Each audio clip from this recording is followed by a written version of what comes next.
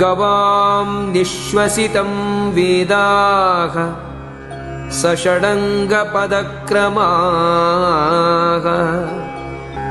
शिक्षा व्याकरणं छन्दो निरुक्तं ज्योतिषं तथा एतासाम् अग्रशृङ्गेषु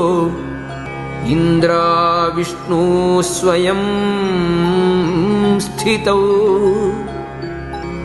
शिरो ब्रह्मा गुरुस्कन्धे ललाटे वृषभध्वजः कर्णयोरश्विनौ देवौ चक्षुषोः शशिभास्करौ दन्तेषु मरुतो देवाः जिह्वायां च सरस्वती कण्ठे च वरुणो देवो हृदये हव्यवाहनः उदरे पृथिवी देवी सशैलवनकानना